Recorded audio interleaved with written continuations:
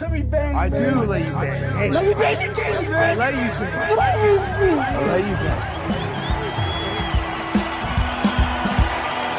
Greetings, marriage and virgins. Go for Jesus. No forget Jesus, people. Hey, I'm not surprised, motherfuckers. Ladies and gentlemen, it is time once again for your favorite mixed martial arts podcast.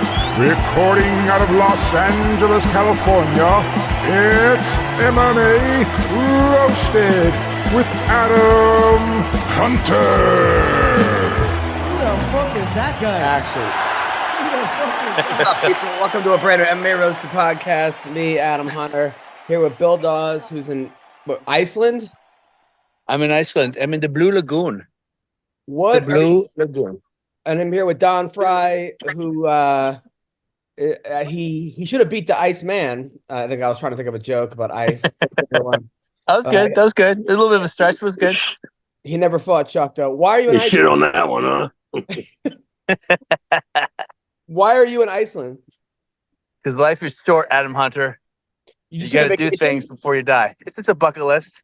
Yeah, I'm not allowed to have friends over because my fucking you're in Iceland, and this comic wants me to coach him in comedy for free, basically. And I like this guy. Who does? Both of us know, not coach him, just help him with rights and stuff. I'm not gonna get his name, but I'm like, I'm not driving to fucking LA 2 hours to help him, so he could come over here. But now the house isn't. Yeah. The house is a mess. So now my wife's like, no, you can't have friends over because the house isn't clean. I'm like, dude, my friends are dirtier than fucking the house. You won't find anything dirtier than these people. So anyway, Yeah. Are you filming something in Iceland or just on vacation? No, just hanging out. With who? Not that cool. Huh? With a girl?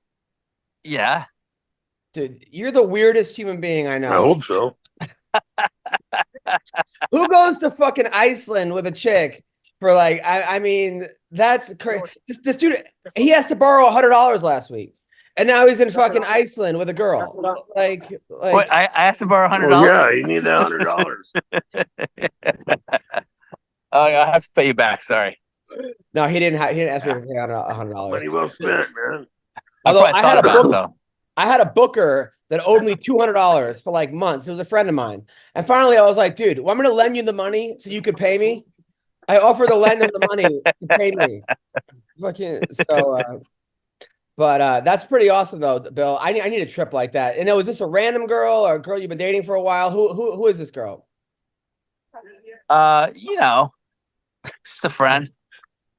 I'm trying to That's cool. trouble. I'm trying to sound like a black If dude. I'm not Remember going her to name. if I'm not going to Iceland, Hey, if I'm what's not her having name, fun, he's Bill? not having fun. What's her Seriously. name? Dude, when I was a kid, I used to play Monopoly with the whole family. We used to spend hours playing. I think I was like 7 or 8. And right when I was about to lose, I would just pick up and destroy the whole fucking game. Like every time to the point where they're like, there goes Adam. I'm like, if I'm not winning, nobody's fucking winning. That's what made you a good wrestler. That competitive spirit.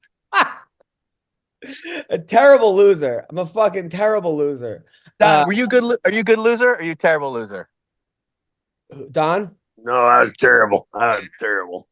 Yeah. I don't trust anyone that's a good loser. Anyone that that's the worst when you're watching a fucking NBA game and the team loses in the playoffs and they're all buddy afterwards. I'm like, dude, come on, man. I don't even like watching fights where the 5th round they hug before the round.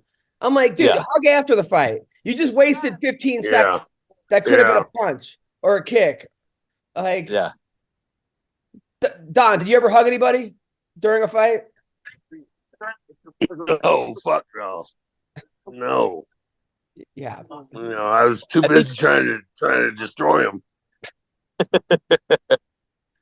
Dude, over the weekend, I just been like, first of all, I love my wife. She's the best thing that ever happened to me. Okay, so I'm gonna clarify this. Okay, but I don't know how people have a kid and just expect to stay with the kid without being married. Because if I didn't have that certificate, the wedding, I would have been fucking out of here. You too, Bill, probably, right? Well, yeah. I mean, I've never been married, but Yeah, I think getting married keeps you in the game for sure. Do you wish you would have been married or no? I'm too busy making illegitimate children.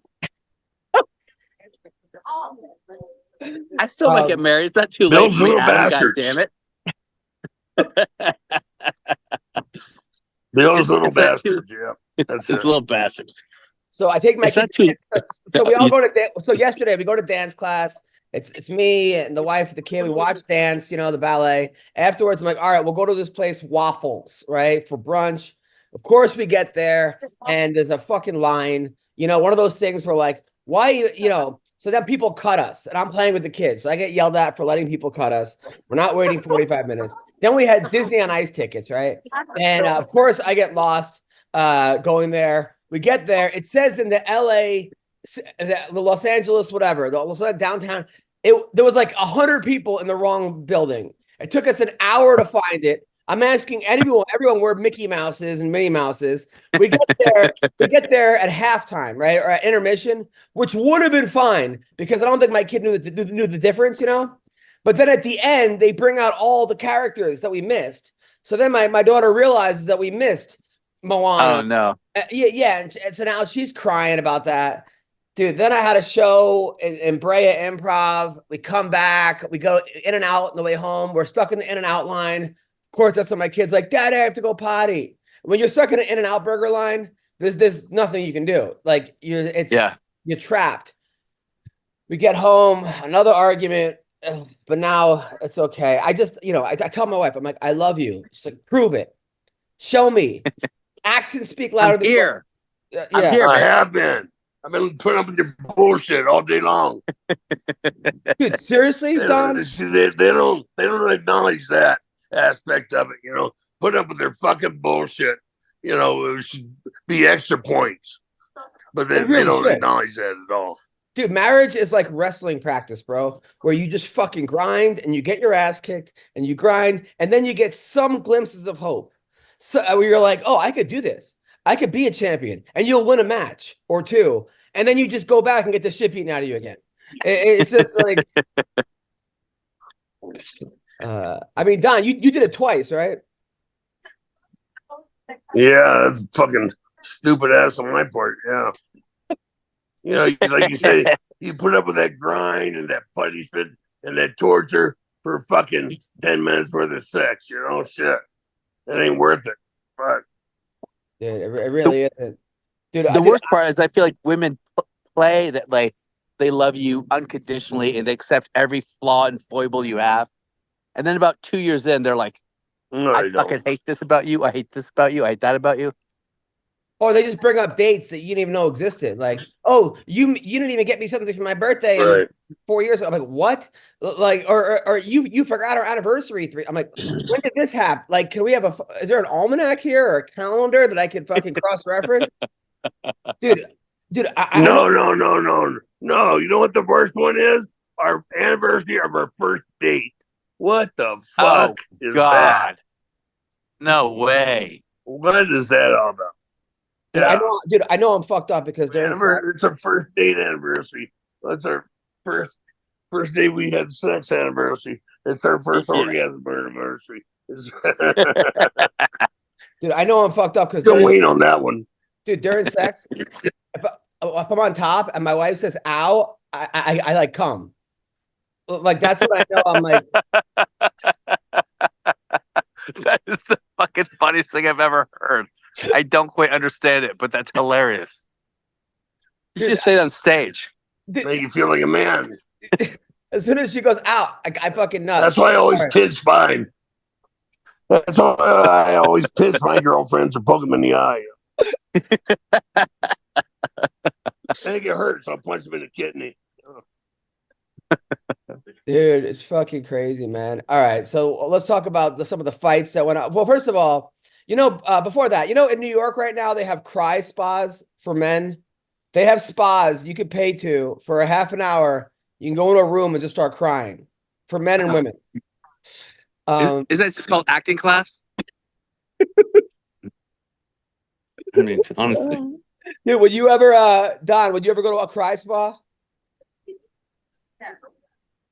You know, I don't know. I'd be interested to see who's come out the door. And maybe go in there and help some of the women. Console them. That's good.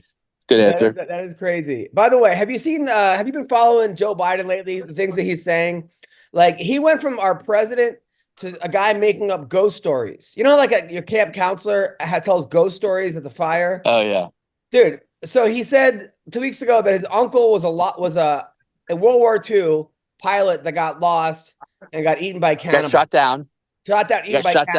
And eaten by cannibals. Peru, right? Yeah, no, cannibals in somewhere. It was new. I think it was new something. It was New Guinea. New Guinea, right? Yeah. New Guinea. Yeah. New Guinea. Dude. Then he said he was a lifeguard back in the day. He saved 6 kids from drowning. Probably sniffed them as well. Then he says that he used to get all these pictures sent to him, and he would give it to the Secret Service of naked girls back when he was a senator. Like, which they didn't even have Secret Service, like when you're a senator. That he was arrested as a kid, being a white kid standing with a black family on a porch back in the day. Oh God. I mean, these were just things he said in like the last 2 weeks. I mean, that's what old grandpas do. Yeah, but like not when you're the president, you shouldn't be like the big fish guy,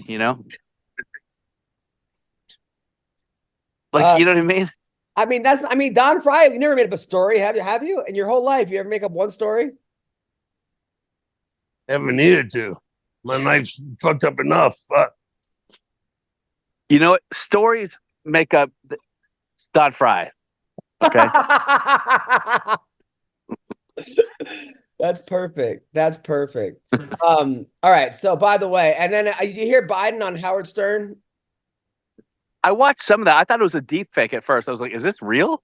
Dude, I used to love Howard Stern. Like, Howard Stern, like, got me through so much. I used to love those trips. And then all of a sudden, he started becoming, like, popular with that crowd, with the super liberal crowd, talking about how he was calling Rosie O'Donnell for advice. And he had Hillary Clinton on and didn't ask her anything. That was like in and out Biden. It's like, what happened? What happened to the Howard Stern that everyone loved, where he would just push the envelope? And he sold out, man. He fucking sold out. Yeah. Well, I mean, he already had $500 million. Where does he need to sell out for? For what? I feel like more it happened popularity, during COVID. Man. Shit. What was that, Bill? I feel like it happened during COVID. COVID nuts, Yeah. It sucks. Yeah, man. he's one of those mask freaks. Dude, it sucks. Because he's a hypochondriac. He had to get a fucking pillowcase. Had to get a pillowcase cover that nose of his, I can't believe it, man. Like, Howard Stern used to be the guy that like you went to that was against the man, that was against everything, that was like you felt like he was one of us. He was always constantly shitting on celebrities and shitting on this, and he was the guy that call out other people on their bullshit. And now it's like he's become one of the guys where you're like, I can't even listen to his name. Roles in reverse. Dude, it sucks. It fucking sucks. It's like him and Bill Maher did a do-si-do. Bill Maher became way more conservative, and Stern became way more liberal. I don't even know if it's conservative or Bill Maher's. I can listen to Bill Maher now. Yeah, Bill Maher just calls it like it is. Bill Maher's tolerable now. Yeah. Yeah.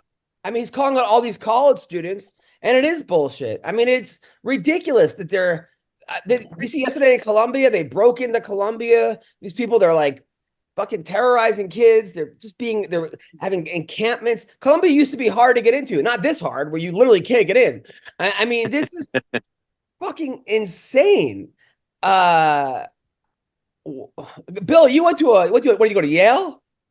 Princeton, yeah. I mean, were kids like this when you were in Princeton? I mean, nothing that bad. There's a couple, in the 1970s, there were only a few.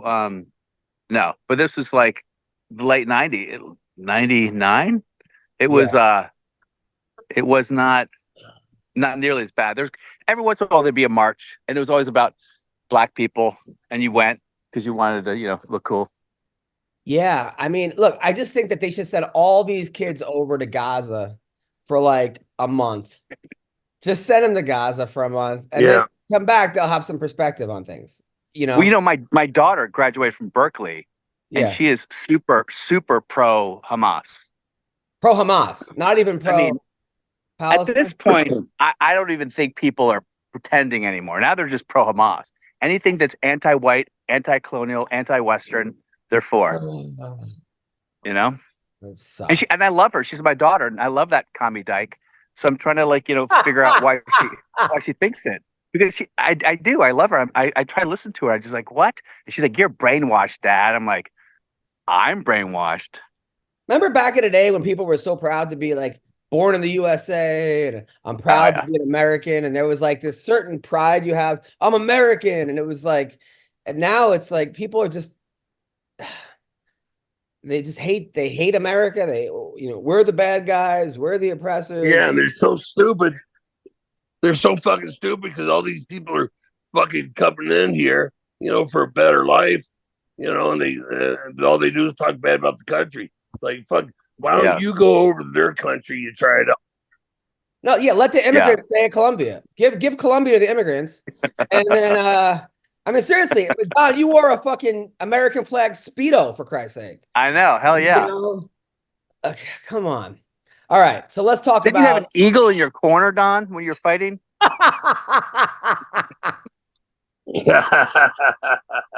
Yep, absolutely, man. If I'd go feeding in between bouts. It was Uncle Sam and an eagle. A guy dressed up as Uncle Sam. All right, so let's talk about. Did any of you guys see the UFC fights last week? I think so. No. I'm happy this is an MMA podcast. Yet every single week I go, did you guys watch the fights? And I watched some of them. Of them. All right, so let me see. All right, so I'll tell you the fights. So Alex, all right, so real quick, Alex Perez won, knocked out Matuis Nicola in the second round, or knocked him down and then just finished him. This fight, Ryan Spann beat the shit out of this guy Buskov the first round. Just beat him up. And then, of course, round 2, he gets knocked out. And I'm just like, that's got to be. Did that ever happen to you, Don, where you beat someone up in the first round and then they came back? I'm sure. I don't remember. But you're asking me to fucking use my brain. All right. Then this guy, this heavyweight, they talked about this guy, Johanna Denise. This guy's the next big thing. He is this. He fights this guy, Austin Lane, that they clearly brought him for him to lose to. Austin Lane fucks him up the first round, gets him down, out wrestles him. Of course, in the second round, gets knocked out. Another thing. And then Tim Means lost, which sucked. Victor Henry beat Ronnie Yaya. He had Josh Barnett in his corner. That was pretty badass because I love seeing Josh Barnett. It wasn't the best UFC card. The bare knuckle boxing fight. You guys watch the bare knuckle boxing at all? Oh, yeah. That was intense. No. Okay, so the bare knuckle boxing, Don. This guy, Mike Perry, is going to go down as the greatest of all time in bare knuckle boxing. This guy, you can't hurt him. He's got the thickest head in the world. Like, they make Viagra out of his head. Like, this dude just, no matter how many times you hit this guy, and he beat, in one round, he beat Thiago Alves in 1 minute. Like, first punch, knocked out Alves. Alves was done. This is the third UFC guy he beat. Damn. He beat him. Beat Luke Rockhold, and he beat Eddie Alvarez now, back to back. Was he a UFC guy? Was Mike Perry ever in the UFC? Yeah, he was in the UFC. He lost to Donald Cerrone, lost to Alan Juban. He beat a bunch of guys. His ground game wasn't good. He didn't have a good ground game, which is why bare knuckle boxing is so good for him, because he's not the best technical boxer. He's just so fucking tough. And the only way to stop him, I think, is to kick him in the head. Like this guy, that's what Jeff Neal did. He actually hurt him by a shin to the face. Other than that, I don't know what this guy's head is made out of, but he doesn't get hurt. I mean, Don, you ever bare knuckle box ever? No. So I haven't given it a shot. I hit too hard, so I break my hands. Oh, that's a big issue with bare knuckle boxing, right? People breaking their hands, I think. Exactly. That's exactly. That's exactly. Well, that's the gloves. Uh, Gloves that protect your hands, not your face or your head. You know, protect your hands so you can hit harder. Yeah. So that happened, and then they got Alexis Arguello, who before MMA I was a big boxing fan. I used to like this guy. This guy's from Mexico. He throws like a million punches. This guy. There was a fight where I think it was James Kirkland he fought, where it was an amazing fight. But before that, he was like arrested and detained for a year, but no one knew why. Anyway, so now he's in bare knuckle boxing. He comes out with a dog collar. He fights this guy. He gets punched in the face for 2 minutes straight. Wait, how old is Alexis Arguello? Alexis Angulo, not Alexis Arguello. Alexis Angulo. Alexis Arguello is the guy that beat. Arguello is the guy from Venezuela. Yeah, that's a different guy. That's the guy that beat. What time? Fucking A. Sorry. Alexis Angulo. My bad. Alexis. Yeah. I think it was Alexis. So he gets the shit beaten out of him for 2 rounds. I mean, just the guy throws a million punches at him to the point where he's turning around the other way. He's covering up. Then he lands one punch, and knocks the guy out on his ass and wins. Oh, man. So then the announcer, who I like, goes in there and goes, you think he's ready for the title shot? Everyone's like, yeah. Like, he took 80 punches to the head straight and landed one punch and won. And everyone's like, welcome to bare knuckle. I'm like, this fucking sport is ridiculous. Ridiculous. Yeah. Then Todd Duffy fought Ben Rothwell. Todd Duffy, I don't know what the hell happened. He got hit in like the armpit and went down by Ben Rothwell. He got up and then he kind of got hit again. And then he said he got up and he pointed to his shoulder and said he got a twitch or something and then quit 48 seconds. And then Ben Rothwell's so mad, he starts screaming, I didn't get a chance to knock him out. You know what I want. Like it was another fucking strange. This is a very strange sport. But a good sport. So did he dislocate his shoulder? Is that what happened? I don't know, man. I mean, Todd Duffy's one of those guys that he's never lived up to his potential. He came out there and he was like on fire, and then he would get like kind of have breakdowns. He looks the part. He looks like $1 million, but I don't know. I remember he fought Fedor. He had wrestling shoes on, and he got like, I don't know. It's just Duffy's one of those guys that I think he's got mental problems. I think he's got some pretty serious mental problems, and I'm not sure fighting is. I mean, look, there are some guys with mental problems like Ryan Garcia, but then he doesn't have mental problems. But I think. I want to talk about that because, like, he kicked Devin's ass. Yeah. And he looked like he was a lunatic. Was he faking it? Was it all a troll to pretend he was crazy? According to him, yes. According to him, he was faking it. I mean, he's got to be the best actor in the world, this guy. I mean, you got to give him every Oscar. Yeah. I mean, he's way better than you, Bill. And you're the best actor I know, because everyone was convinced this guy was it was crazy. You know what I was thinking, Don? I think Don's sleeping. But no, never. You know how all these like old school wrestlers are in really bad shape? I mean, you got guys like I watch the thing like have you ever worked with Razor Ramon? Ever what? You ever work with Razor Ramon, Scott Hall? Yeah, I did, yeah. Nice guy? Yeah, he was okay. He was difficult to deal with, but he was when he was sober, he was good. But after he fucking fell off the wagon, he was really hard to deal with. I just watched a documentary on this guy, Bill, and so Razor Ramon was a guy that like he looked the part. He was a good. I think he was a good baseball player back in the day, and he worked at a strip club, and some guy pulled a gun on him, and he ended up killing the guy. Right? He took his own gun, killed him, shot him in the head, and never got over it. Whenever he would get drunk, he would bring it up. And he would take people to the place where he shot the guy at the strip club in Florida. Jesus. I mean, it fucked him up the rest of his life. And he was, like Don said, this guy won the title. He had the money. He had the wife. He had the kids. He bought his kids ponies for their birthday. But when he would get drunk, which was very often, and on pills, they said he would just show up wasted. And he would get mean and violent. Was he ever mean to you, Don? No, he's always nice to me. But you would just see him drunk and like stumbling and stuff? Yeah. Oh, yeah. He had problems. Poor guy. Yeah. So the guy ends up dying alone in his house, and like they said he was just alcohol everywhere. It was like a house that no one should have lived in. Like, man, just fucked up. But for a while he was better because he went to this thing called DDP. Diamond Dallas Page is this wrestler who was like big in the 90s, and he started like rehab program for wrestlers. And he saves guys' lives. I mean, guys like Jake the Snake, Razor Ramon, even like Butterbean.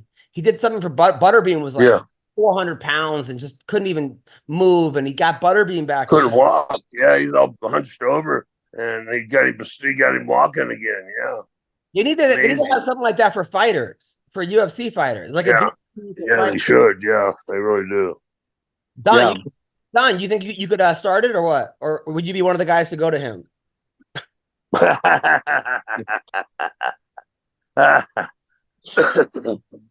That's a toss-up.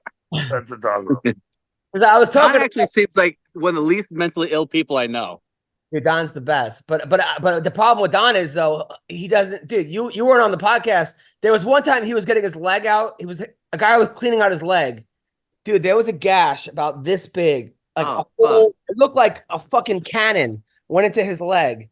And he has an assistant that I'm pretty sure has zero medical training. Just some guy. And the guy comes over and starts cleaning out his leg with like a spoon. I don't know about the spoon or sanitized it or anything, right? And Don's sitting there, and this fucking guy has like yarn and like a string, like a fishing string, and he's like stitching it up. I'm like, dude, what the dude? And then he's like, I'm like, Don, what's going on? He's like, oh, I'm in the hospital. How long you been here? 3 weeks. What's wrong? They say I might need a couple new kidneys. Like he has a couple new kidneys. So you need two. But yeah, I don't think that's possible. You need more than that's overkill. Dude, you got to see his leg was so. I'd never seen anything like it before. Fucking hell! Camera to it, you could see the inside. You could see his bone. You could see his bones working. Jesus. But Don, how did that even happen to you? I just got an infection in it. I don't know how, but I got the infection, and I went to see my doctor, and he called up another surgeon, and I went to see the surgeon. He said, "Oh, we got to operate right now." I said, "No, we can't. Maybe we just do it tomorrow." He said, "What do you mean?" Well, I got to go home, put my dogs away, and my horse. I got to feed. So we do this shit tomorrow. Dude, I don't even know who that guy was that was helping him, but that guy looked like he had zero training. He was like just like a friend that was like there to move his car or something. Dude, it was and he's like, "Hey, can you come in here and clean up my leg?" It's on the job training, man. On the job training is Tony. Tony did a great job, man. He did a great job. Did he have any medical experience or nursing experience? No. We used to watch MASH. He's not kidding, Bill. It was fucking crazy. A guy with no experience cleaning out the inside of Don's leg. Oh God, it's so crazy. Oh, I've never seen anything like it before. It was horrible. It was like there are people that like do horror films that couldn't got it as gross as that. Like Robert Rodriguez couldn't show what I saw. It looked like someone was giving birth. Like his leg was giving birth. Like a baby was popped out of it. Fucking horrible. So here we go. All right. Now, Mike Tyson, it was announced. I don't even understand. So now there's new rules with the Mike Tyson Jake Paul fight, right? Now I bet, yeah. Jake Paul probably saw him training. So what the fuck am I doing? Yo, what's up, people? I got to talk to you about Game Time. Okay, gametime.co. All right. I'm telling you, I'm excited for the NBA playoffs. It's been the best season of basketball I can recall in a long time. Super pumped about it. And Game Time is an authorized ticket marketplace of the NBA, which makes getting playoff tickets even faster and easier, which is great. I mean, who would want to go to a playoff game? Now, prices on Game Time app actually go down the closer it gets tip-off. I mean, normally you would think it would go up. Nope, going down. And with killer last-minute deals, all-in prices, views from your seat, and their lowest price guarantee, Game Time takes the guesswork out of buying NBA tickets. Trust me, you don't want to go there and all of a sudden you're behind. You can't see anything. That would suck. All right. Check out the Game Time app. I know there's a great bunch of NBA games coming up right now tonight. It's the Knicks. The Knicks are playing the Sixers, and the Knicks got this. Okay, and I would love to go to that game. Okay, I would. That would be amazing. I'm from New York, so obviously I got to go for the Knicks and the Lakers and pretty much whoever else is winning. All right, and I'm telling you, they got last minute deals. They got flash deals, zone deals, easy to find. You could buy MLB tickets and for every kind of event in your area. They got views from all seats in the venue, lowest price guarantee, event cancellation protection, job loss protection. If you get fired, you can't make it, something happens. All right, now you could save up to 60% buying last minute for sports, concerts, comedy, theater. All right, I know you guys love the theater, especially this audience, Broadway.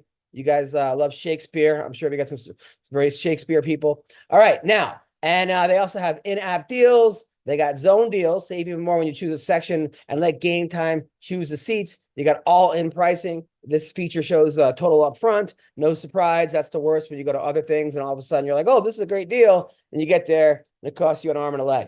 So take the guesswork out of buying NBA tickets with Game Time. Now download the Game Time app, create an account, and use the code CLNS for $20 off your first purchase. That's great. Terms apply. Again, create an account. Redeem code CLNS for $20 off. Download Game Time today. All right. Check it out. I'm telling you, this is it. This is what you want to do. Do it now. All right. And also enjoy the rest of this podcast. So Tyson is 50-6. This is his 59th pro bout. Paul is 9-1, right? So now it's at the AT&T Stadium in Arlington. It's July 20th. But I guess the bout takes close over. It's 8 2-minute rounds. Normally boxing is 3 minutes round, right? Like why not just make it how much it's 3-minute rounds, a minute in between. So how much time do they have between rounds? 1 minute, I think. Okay. And then he said, and then I guess they're using 14-ounce gloves. No, what's the normal for boxing? 10. 10, right? 10. So why not just make it 10 and make it three minutes? I mean, if we're gonna like, why is it? You want to get hit by Mike Tyson? You want to get hit by Mike Tyson with a 10-ounce glove? Yeah. No, but he's also 58 years old. But here's the thing, Adam, and Don, back me up. Old man strength is real, right? Like, you think you can probably punch almost as hard as you used to, right? Right. Dude, right. I'm sorry, Bill. And like, look, I hope Mike Tyson wins. I would do anything like to have Mike Tyson to win. Like but at the same time, we've seen this story. We saw Evander Holyfield get this shit beaten out of him by Vitor Belfort, and it was so sad. It was beyond sad. Yeah, but he had like 4 days notice, right? He had 4 days notice. Yeah, you're right. He did. Mike's preparing for this shit. We saw Roy Jones lose to Anthony Pettis, right? Which that never should have happened. And now we've seen Jake Paul beat Tyron Woodley.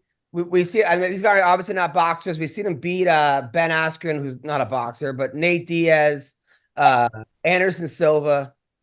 I mean, and Mike Tyson in his last actual he looked great against Roy Jones, and Roy Jones was old. His last fights, he lost to Kevin McBride, who was like a journeyman at best. Danny Williams, not exactly a world champion. So are we all just hoping and wondering and thinking that this is like our childhood and forgetting the fact that he's 57 years old? Gerald Harris, talk to me. Mike Tyson about to get his ass beat.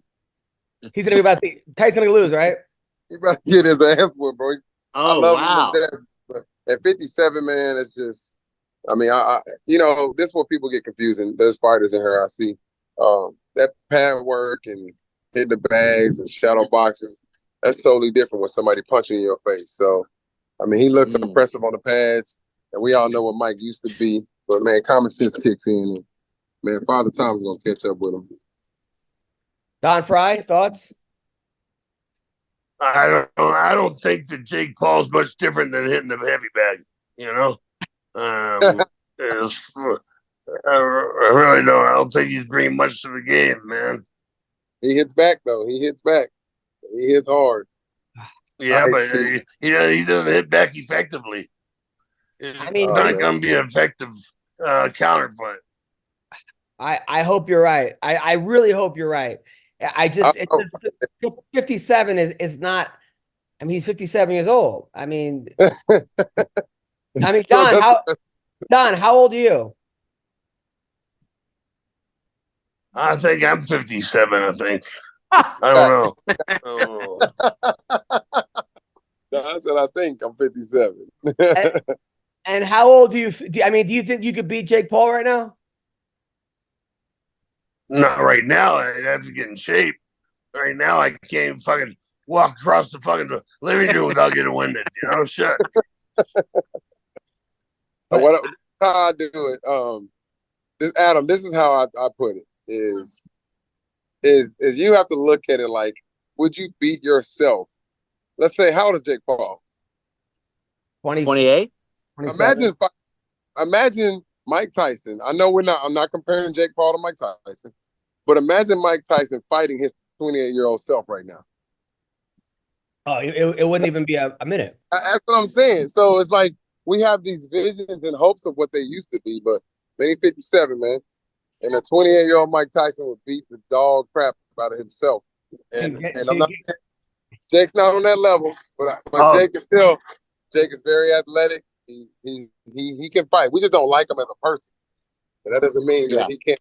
Dude, getting old sucks, man. I watch some of these porn stars that I used to watch when I was younger, and I'm just like, oh, it's like, Jenna Jameson is doing fine now. She's doing much better now. She's healthy. She looks good if you follow her. But there was a time when Jenna Jameson was on a lot of drugs, and she came to my comedy show, and I was depressed for 2 weeks. I saw her, and it was like, oh, my whole everything, all those times I've jerked off to her were just You're disappointed. All the gallons of Tom. Yes. I mean, I feel like it's never good. You ever see some of these old Baywatch stars, or you watch Motley Crue right now, or I mean, black people seem to age better. They do. I mean, Gerald, am I right? I mean, you're sick. Yeah, definitely. We do. I mean, they say black don't crack, but you just got to take care of yourself, man. Why is the black people age better than white people? I don't know, man. I be seeing, hey, girl, that's stress about the job. Yeah. I don't know. It's just a cultural thing. I don't know. It's genetics, man. You know, okay. I would say this as well. Like when I say it's genetics, how many white running backs you got in the NFL? You know what I mean? It's a genetic thing. One. We age different. Yeah, there's one. You know, and it's definitely. I'm going with genetics. You know. Now, Gerald, you have what? 7 kids now? 8. You have 8 Damn. kids. He popped a kid since last time. During the podcast. Well, I got 8 with me, and then we got 1 we adopted, and 1 that we adopted moved out. So it's really 9 kids. But my oldest son is 24 years old. So Are they all behaved? Are they in trouble? Any felons? Prison? Yeah. They're all good kids? Oh, they are, dude. Gerald's a really good father. Like, I've seen him coach his kids. There was one video he showed me of his daughter wrestling, It was the funniest video. When she was dancing, The little kid, she was dancing, and then she got pinned, and she was laughing the whole time. She thought it was she must have been 4 years old or something, but she was 3. She did not care about getting pinned. She was, explain this video, Gerald. Hey, you know that what's crazy that year she lost every single match that she wrestled, and then one at a time. And then the next year she took 3rd in state. So for fun, I threw her out there. She got pinned every match. She got pinned every single match.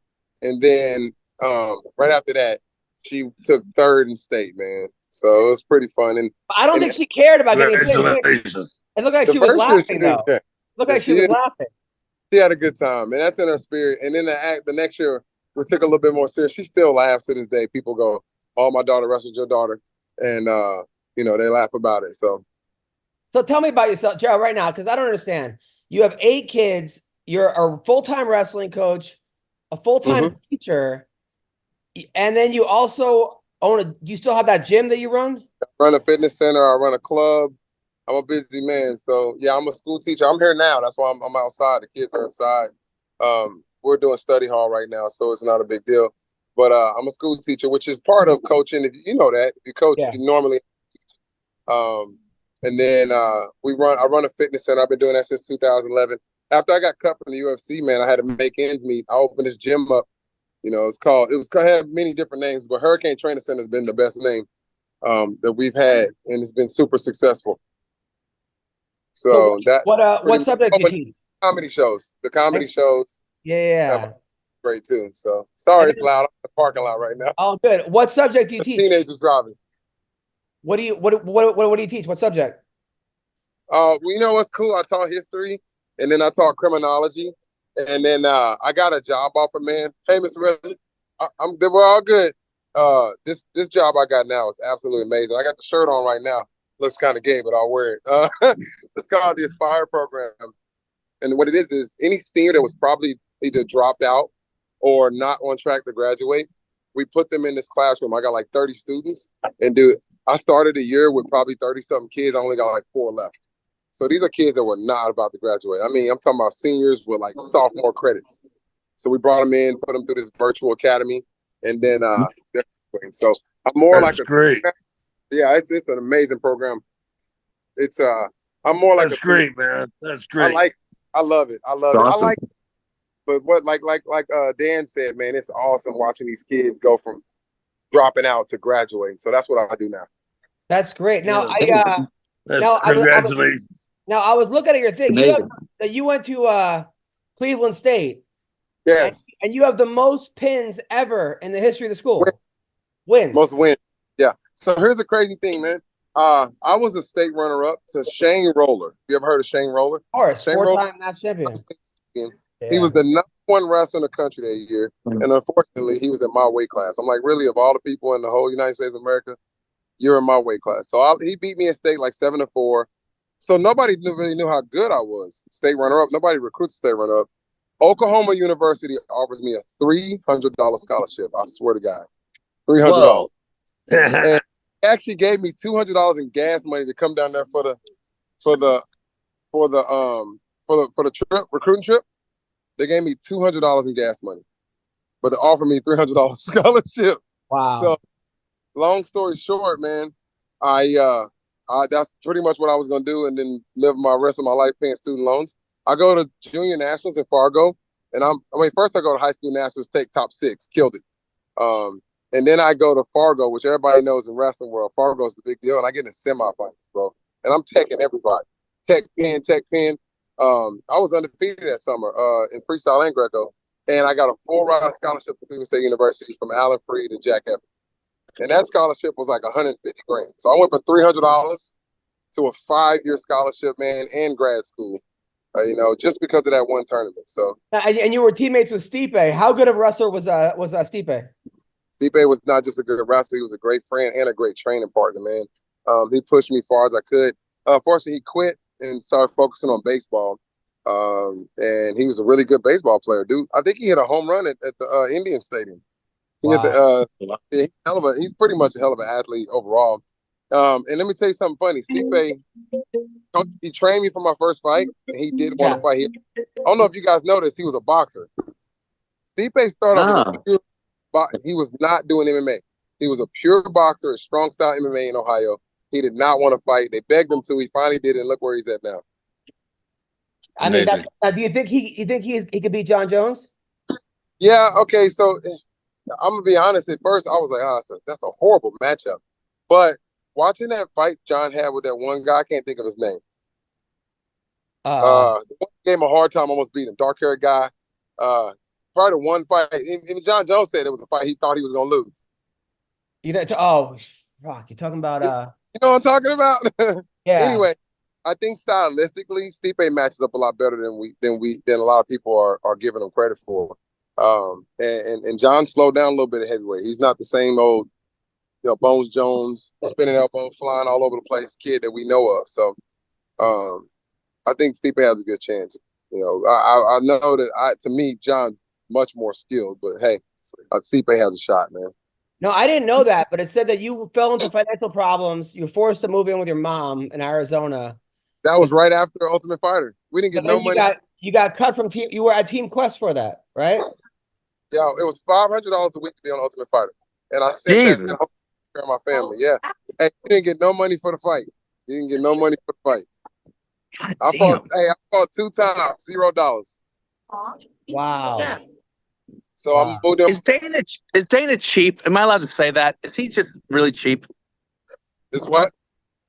I mean, I know that's your boss, Adam. Is Dana cheap? Oh no, man, it ain't. To me, it's just it's a typical business model, man. You got to keep people forward. Just to be honest, if you get too much, they won't appreciate it. And, so it's like they're like Dana pays the results.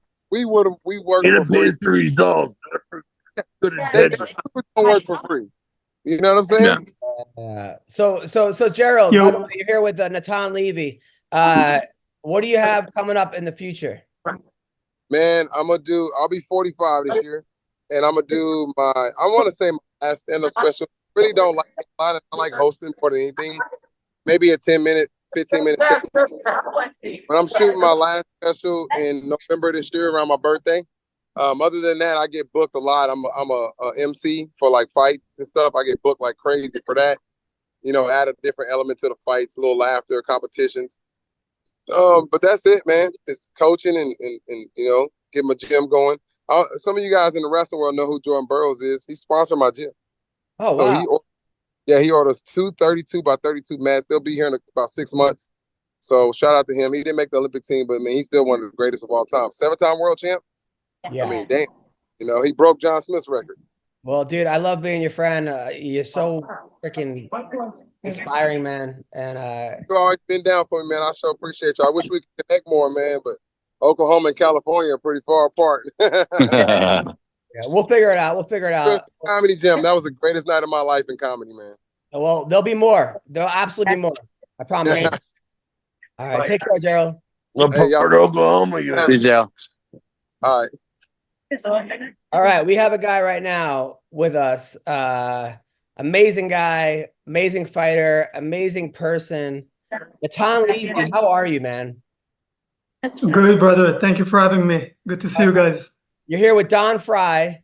I can see you. Wow. The legend Don Fry, as well as Bill Dawes, who's a hilarious comedian. Natan, talk to me, man. So were you in Israel when October 7th went down?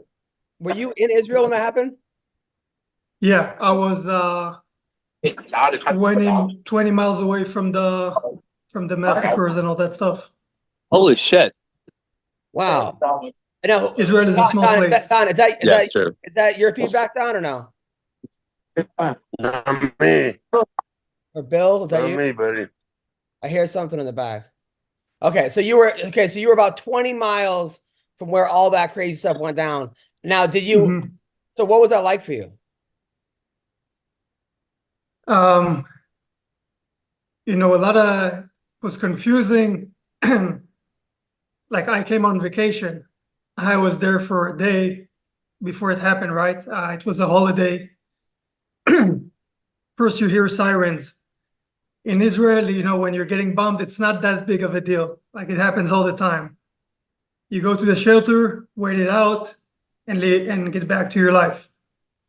But you know, slowly throughout the day, you start understanding what's happening. So there's a siren at 6:30 a.m. that wakes me up. Then I start getting videos on WhatsApp of like terrorist cells inside the country. And you think, oh damn, like 5 people got in, 5 terrorists got in. Slowly throughout the day, you discover it's over 1,000. And first they tell you, there's 50 dead. Slowly throughout the day, it becomes over 1,000 as well. So just you know, not a regular day. And honestly, you don't even know how far they got in. So it was Saturday, which is Shabbat. A lot of Jews don't touch their phone, don't touch money. My older brother, you know, he's not on his phone. You don't know if he knows. You want to go tell him, which we did, but there could be terrorists right under your house. You don't know. So you take a kitchen knife. We don't have Second Amendment in Israel, unfortunately. You take a kitchen knife, that's car, and drive where you need to go to warn your family of what's happening. So how long were you in the bunker for? The bunker only, like, you go in for like 10 minutes at a time. Every time there was a siren, you know, you need to be in for 10 minutes. But what happened in the border is they shot a lot of missiles to, you know, hide their infiltration. But when families went into the bunker, the terrorists went into their homes and would open the door, shoot them up, or throw a grenade in there. There's no locking mechanism on these bunkers because, you know, it's supposed to defend you from missiles and bombs, but you need to be able to get out or rescued easily. So there's no locking mechanism. So people actually had to hold their doorknob for hours to prevent terrorists from coming in. Oh. What they started doing is burn tires and throw them into the house and just let the whole house burn while they're in there. Oh. Wow. And now you served in the military, right? No, I didn't. Oh, so you never never served in the military? No. Okay, got it. So I thought it was mandatory. Yeah, I thought it was mandatory. Yeah, but I'm an athlete, so I don't have to, and also I volunteer pretty regularly to teach hand-to-hand combat to soldiers. Right. So then how long, so then after that, did you, because I know that you live in Las Vegas for a lot, and then you also live in Israel. Were you then, you're like, I'm going to stay with my family and make sure everyone's okay and stay in Israel until? Yeah, like my wife was there with me. At first, all the flights shut down, of course, but within a week,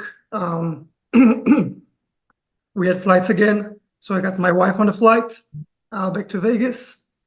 And then I just waited it out to see if they're going to recruit civilians or not. Because again, you didn't know how bad it was. Then, of course, the military got everything under control. And they don't need they don't need civilians, but you couldn't tell at that moment. Right.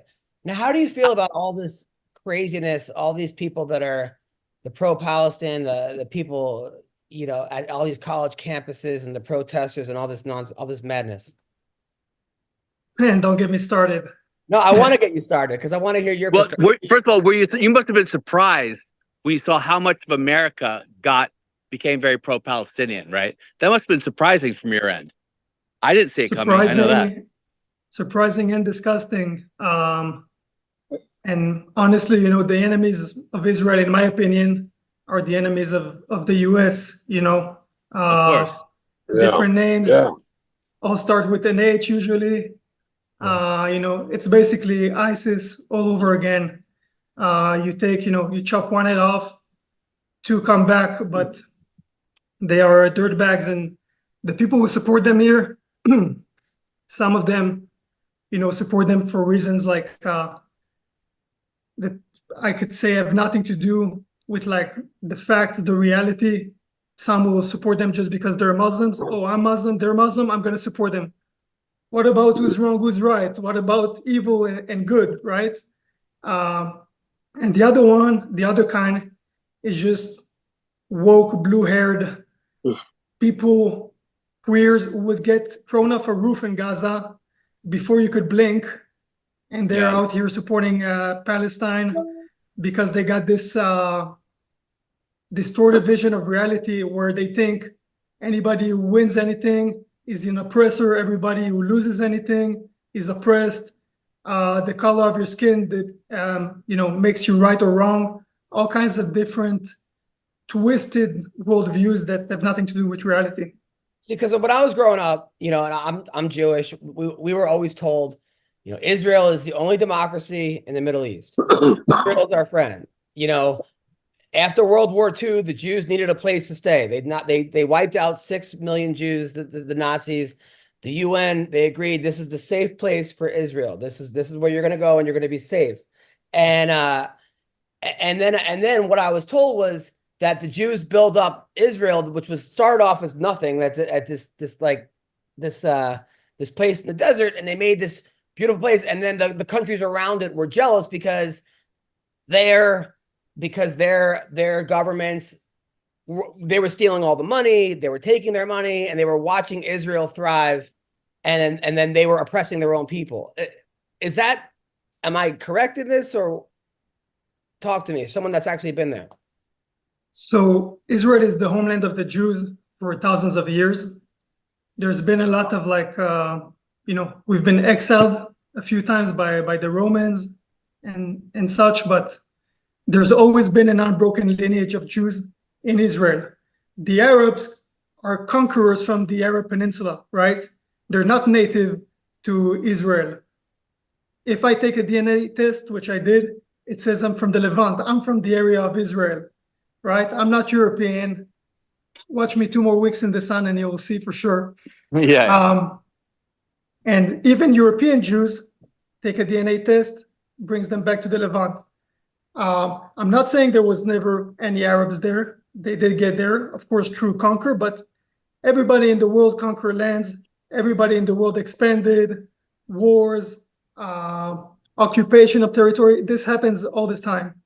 So I'm not saying there was never any Arabs there, but there were more Arabs there once the Jews started to settle in because they had a better economy, right? So a lot of people migrated to Israel. Mm-hmm. The British who owned the land at the time, there was no Palestinian government, never has been such thing. It was the Ottoman Empire who owned this land. Then it was the British Empire. And then the British gave it to us. Not only as a gift, but we bought most of the land with money. We bought it. There's bills of sales to prove it. Now, again, was there Arab there? Yes. Were we willing to split the land with Arabs? Yes. There was, I think somewhat 50% split up the land offered. We agreed. They didn't agree. We had all the land with malaria and such. Yeah, they gave us the not the best part of it. Where I come from, it's called Herzliya. It used to be the whole city used to be a swamp. My wife's family are the ones who came from Europe during the swamp and actually turned it into a livable city, or her grandparents.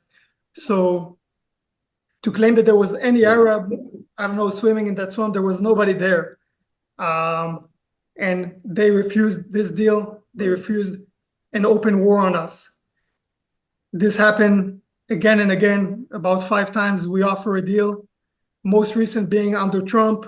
They offered a deal. We said yes. They said no. We're willing to split the land. We're willing to share it.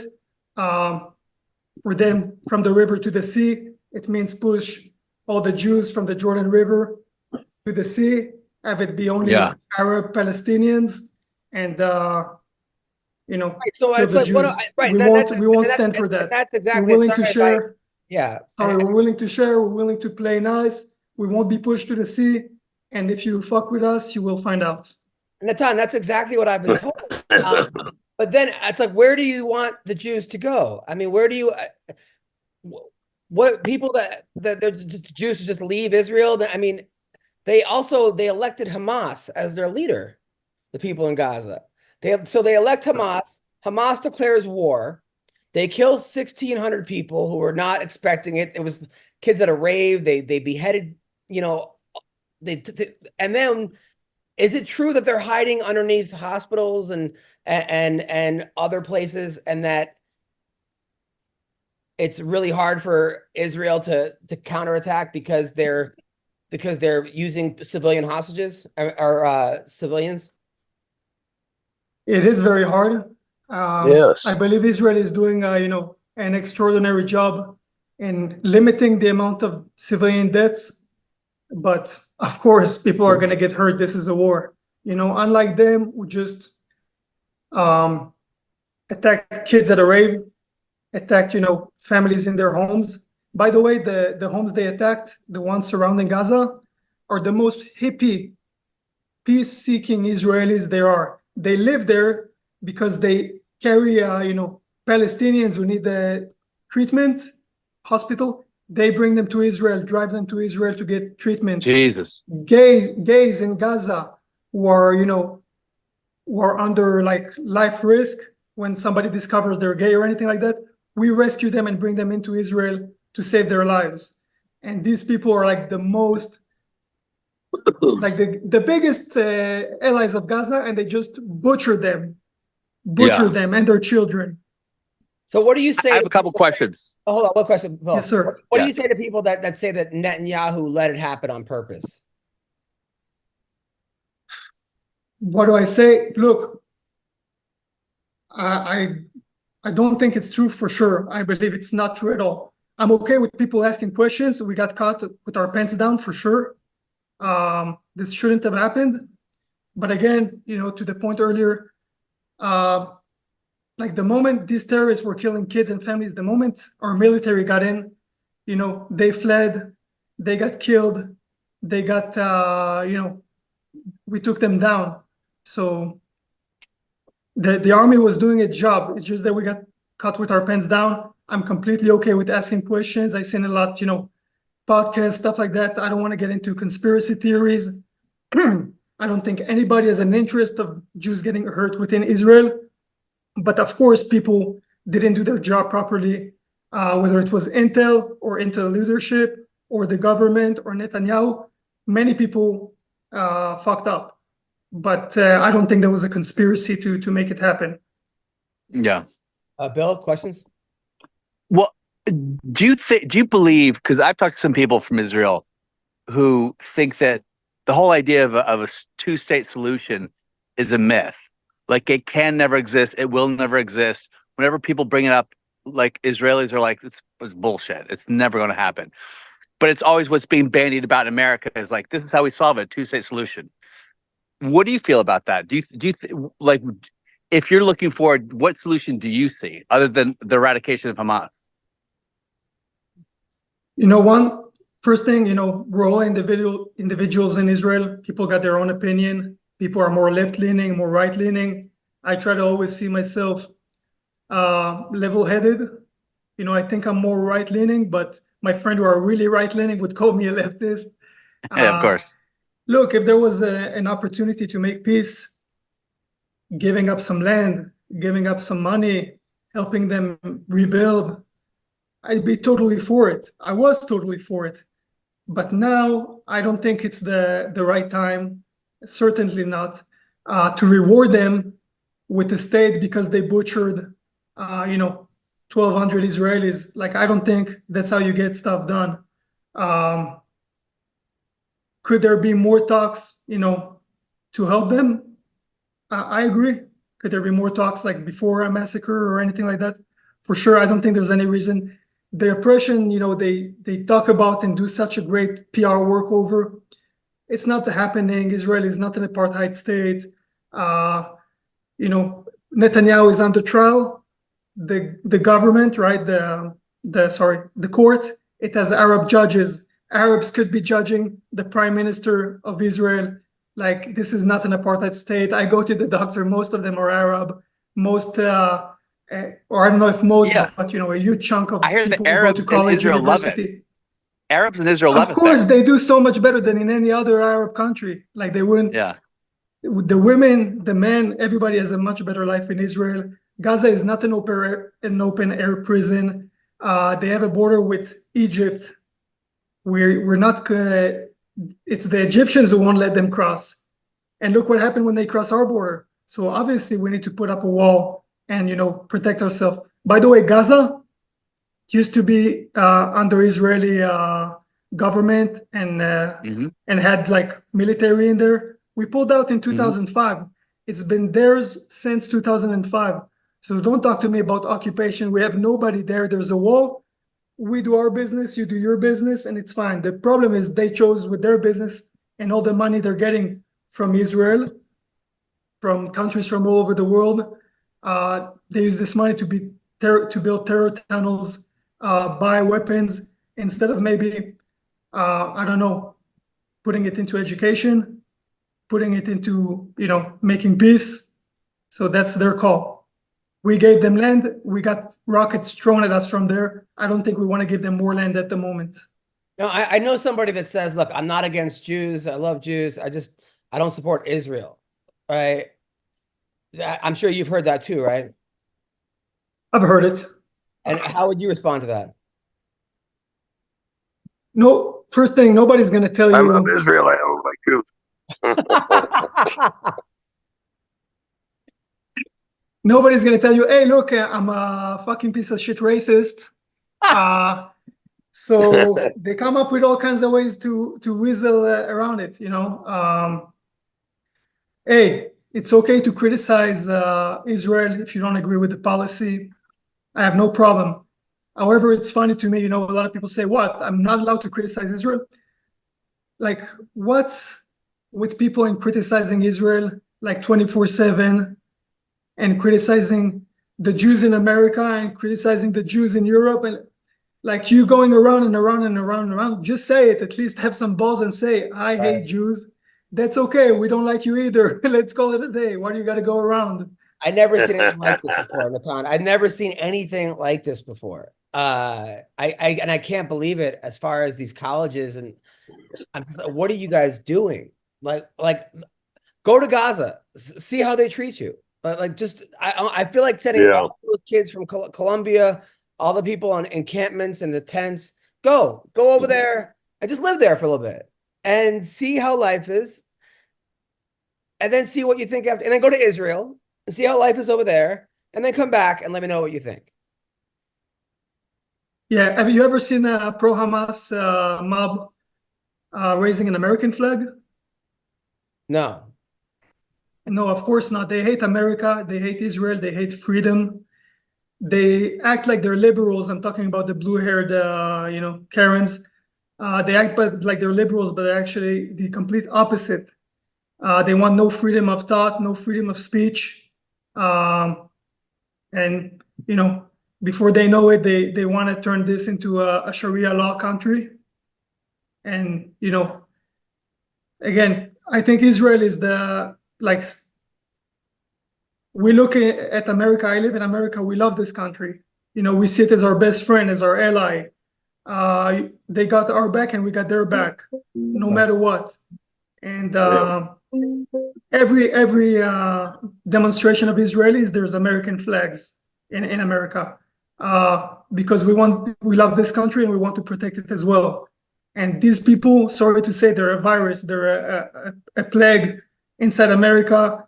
They remove American flags. They put up the Palestinian flag. They had a great opportunity. All these pro-Palestinians, they had a great opportunity, October 7th, to say, hey, we have a struggle, but this is not the way. This is not what we stand for. I would have applauded them. I would say, okay, guys, thank you for denouncing this. How can we, help you guys if you're doing a different struggle? But what do? They double down. They double down and go and say, oh, it was justified. It was exhilarating. It was this, it was that. Then now all this time, they're not peaceful. They love violence. They want violence against Jews. And I believe it's coming against America as well. And it's already in Europe.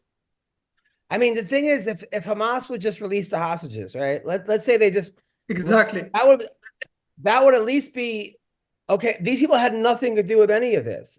Now, they're going to say, well, what about the people in Gaza that got bombed. Awful. No one's supporting that.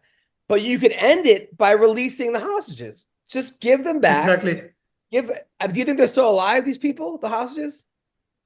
Allegedly, some of them are alive. I think even Hamas, admitted that most are not. This is what I believe. They said there was a 9-month-old baby they kidnapped with his mother, father, and older brother. He was 9 months old at the time. We wanted him to be released in the first exchange deal. You know what they said? They sold him to a different terrorist organization. They sold a 9 months old to a different terrorist organization. Jeez, fucking savages. Don, what would you do? Fucking savages. If we bring Don Fry and to Gaza, they're done. I think it's over. I think if we're Don Fry for one day, I'm pretty sure all of this would be over. Now, what do you think of guys like Jake Shields? I think, again, there's a lot of mental illness in this country, and a lot of mental illness leads to conspiracy theories. And, we see it with Kanye, we see it with a lot of people. The anti-Semitism, a lot of people, I'm not anti-Semite, I just don't like, that they control the media. This is anti-Semitism, doesn't need to be like, it's like most racist ideologies say that the one they're racist against is beneath them, right? They would say a Latino is this and that, a black guy, black people, they do this, they do that, like try to lower them. And racism against Jews usually goes the other way around. Not that they think that we're better than them, but they think we're above them and we're some sort of controlling the economy, controlling the weather, controlling the media, type Illuminati shit. Right. That's a good They point. think like, oh, I'm a loser, I can't handle my finances, it's got to be because of the Jews. No, bro, you're just a loser. That's it makes me feel like even more of a loser, because if that's the case, why am I broke? Now I'm a complete failure. Like, wait, we own show business and money, and I'm still broke and not. So yeah. If we own, like, I don't even like giving arguments against it, because it's just dumb to begin with. But if we control the media, why is all the fucking media against us? And it's unbelievable. I mean, it's unbelievable, and it's unbelievable that you get these people that it's just like the squad, like AOC, or these people that are going to their, hey, we support what you guys are doing. You support Hamas? These people are saying death to Jews. They're not letting Jewish people in. I mean, I knew it was hard to get into college. It should be this hard, like they're not letting me into Columbia. Professors can't get into Columbia. Like, what the fuck? You're blocking traffic. People can't get to work now. You're blocking the bridge. Like, what are you guys doing? How is this helping? Definitely not helping. And I think it's only even doing damage to their cause. So whatever, keep doing your dumb stuff. But I think they're just showing their face, being violent and stuff. And honestly, I don't know who's the idiot that goes to the colleges anyway. Like, they're letting through DEI and all this stuff. The professors are an embarrassment. The students are an embarrassment. And American citizens now need to pay with their tax dollars for these really like it's not higher education. It's bullshit. Wow. It's a scam. And these guys you Americans need to pay your tax dollars for this. I'm really sorry. And I pay taxes here too. No, and I'm not American, but I'm sorry for myself. Videos of Chinese just wondering. kids. Yeah. I'm just wondering when is Biden going to forgive me for my car loan? Because if we're forgiving loans, what about my car loan? What about the lap dance I got that didn't make me nut? you owe me definitely deserves compensation. $25 for that, or all the strippers who have to pay for college by stripping. You owe them their fucking, Yeah, you already funded a lot of tuitions. Yeah, 100%, dude. But yeah, no, it's crazy. I'm so happy, man. How, by the way, were you able to train for your last fight? I know you missed weight the last fight. I know you had all this shit going on. You didn't win, which sucked. But it's okay. You win most of your fights. Were you able to train a regular training camp or no?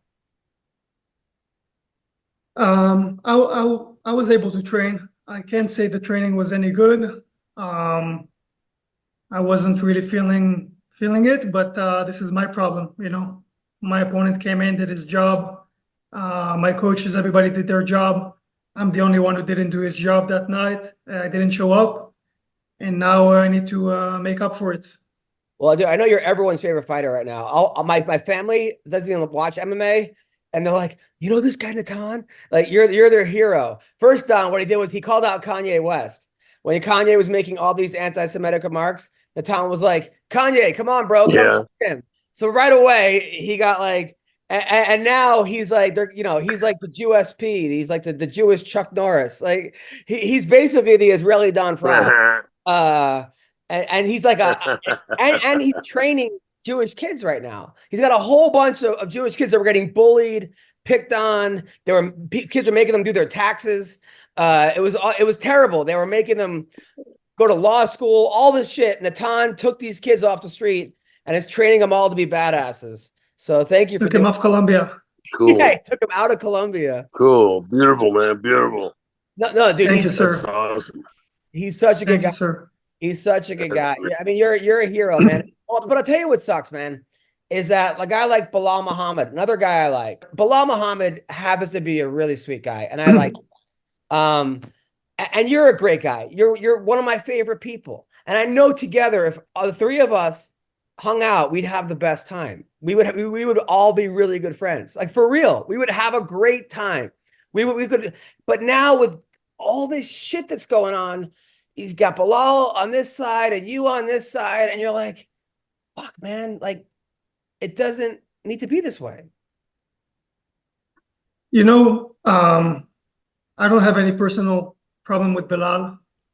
I thought, he seems like a good guy, whatever. But once again, I really believe this is good versus evil. October 7th, he could have wrote, that what's happening in Israel right now is wrong, or just shut his mouth. But while Israelis were getting butchered, there was no counterattack inside. They were still trying to clear those kibbutzes, those small villages of hippies, from people murdering children and mass shooting at a rave. Like all this happening, and he posts like, pray for Palestine. Like, what the fuck are you even talking about, bro? Yeah. It'd be like, honestly, like there's a mass shooting going on. They're shooting kids and you're talking about Palestine. It's like Mandalay Bay. There's a terrorist, a crazy guy shooting at the people at the concert. We're like, pray for the Mandalay Bay shooter. What? What are you talking about? That happened recently, actually. There was a terrorist, and Joe Biden said, "Oh, it was the guy in Florida. The guy in Florida. It was an illegal immigrant who murdered a jogger." And Biden apologized for calling him an illegal immigrant. And you're like, what? This is the clown world we're living in. Like, what fucking world am I living in? But you know what, though, man? When Israel started counterattacking, I did reach out to my friends that were Middle Eastern and said, I hope your family's okay. I reached out to Bilal. You know what I'm saying? Because his family probably I'm sure had nothing to do with this shit. Just like, so you're right. He should have said something. But hopefully everyone's okay. Hopefully my Israeli friends are okay. This is an awful tragedy. This never should have fucking happened. But instead, people were like, "Well, this is what happens when like you fucking poke the bear." And you're, no, this is not what happens. And no bear was. Israel was not butchering fucking 1,600 innocent people. No, if you ask them, they would tell you Israel kills thousands a day. We're doing a genocide. This is why their population keeps doubling all the time. Worst genocide ever. We have no interest in doing a genocide or killing them. But as far as, and I am sincerely, sad that children are dying, that had nothing to do with it.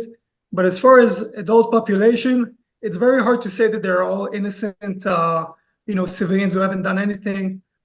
If you watch the videos, when they come back into Gaza after doing the massacre, not with a soldier dead body. You know what? If they brought a soldier dead body, which is to them the enemy,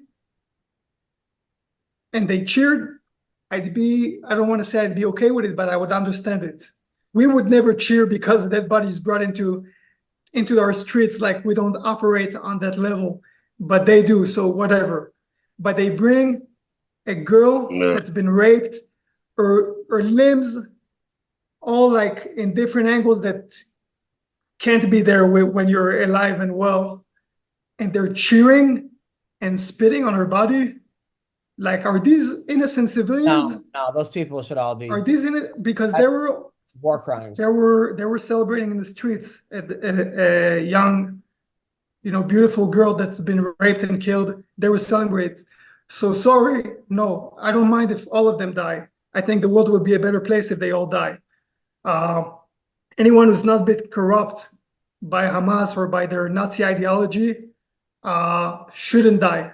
But it's very hard to differentiate, and especially when they're shooting at you. No, we do not care if they're 16-year-old or 30-year-old. If you're shooting at our soldiers, they're going to shoot back. So when they say, 30,000 dead, half of them children. Yeah, because you radicalize 16-year-olds, give them a gun, and put them at the front line so your bosses can be in Qatar,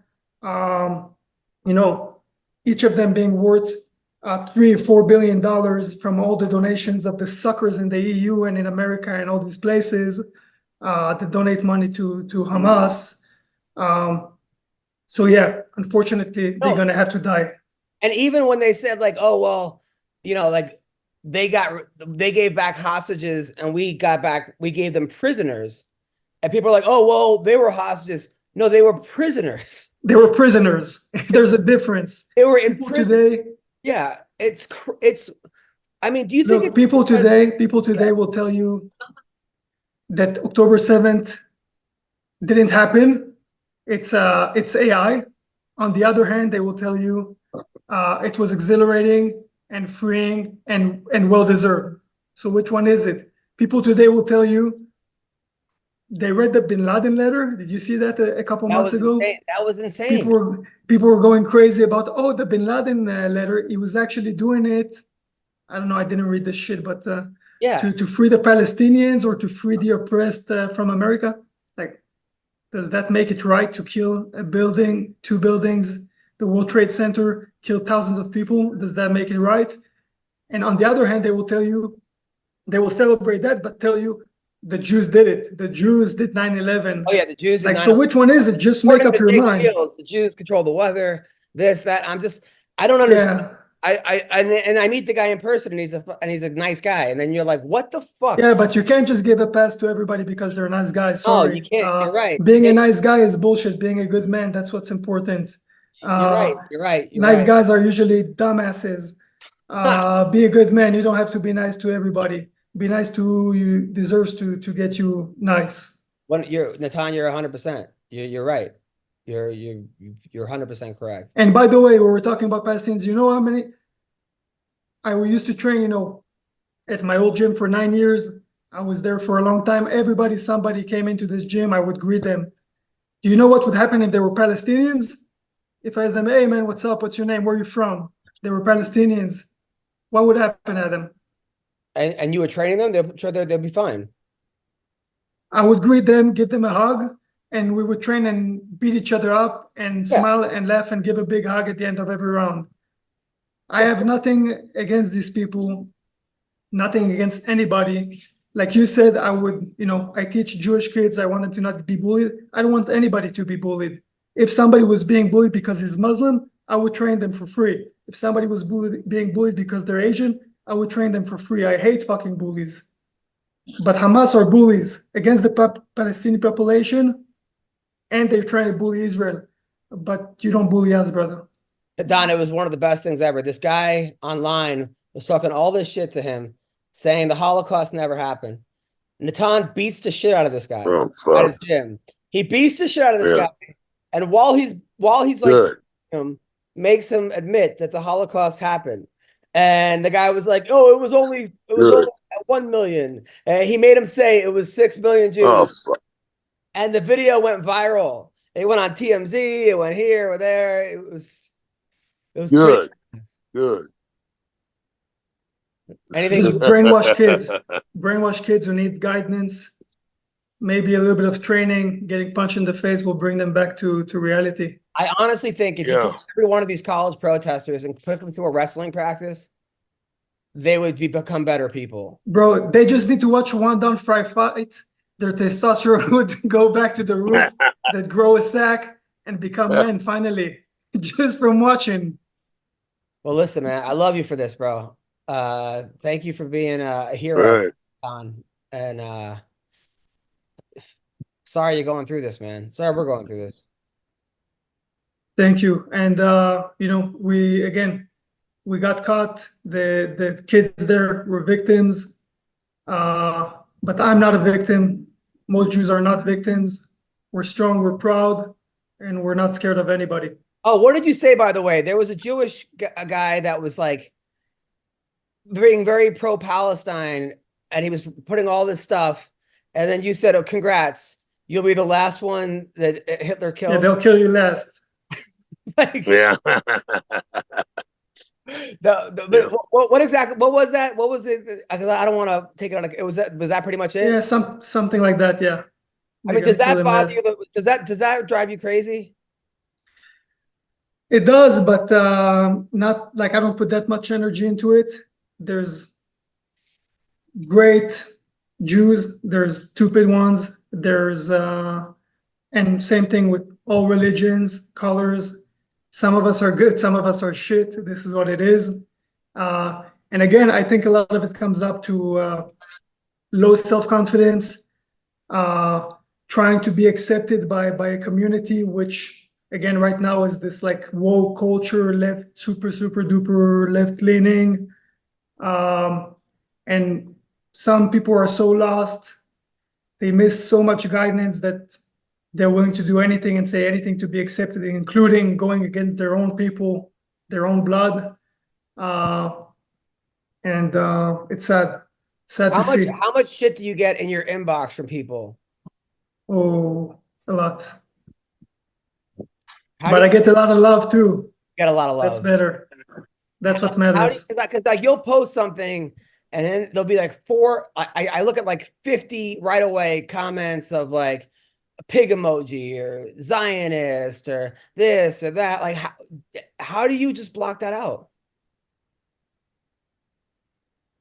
It brings up the engagement. I get paid more for sponsors. It's all right. I don't love it, of course, but it is what it is. I don't care. They're pushing my name out there. I lost recently. They started posting the video and my name and what happened and making fun of it. Cool, whatever. Like, I'm not ashamed. I stepped in there and did my thing. I did my best that day. It wasn't close to my best on an average day, but it is what it is. I still went out there. I didn't pull out of the fight. I didn't do any of this shit. I came up to fight, and that's what I'm proud of myself. Nobody can tell me anything that will bring me down. Well, thank you, man. Thank you for your time. Anything else you want to say, Don? Thank you, man. I think you're great. I love you, man. Thank you, sir. Great talking to you. You're a legend. Adam, thank you so much for having me. I really enjoy talking to you guys. Thank you, the best. Thank you so much. One badass Hebrew, brother. Well, thank you, sir. Have a good week, guys. Bye. Great.